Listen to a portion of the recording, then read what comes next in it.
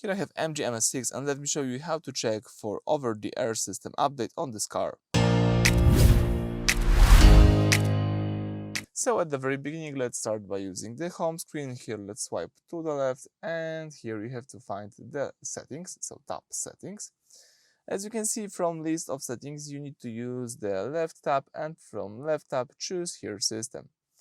Under the system, you've got here the first option, which is the software update. So as you can see, tapping this menu tells the car to search for new system software online using the built-in 4G network connection. Keeping this updated adds new features, fixes software updates, and makes the touchscreen run smoother.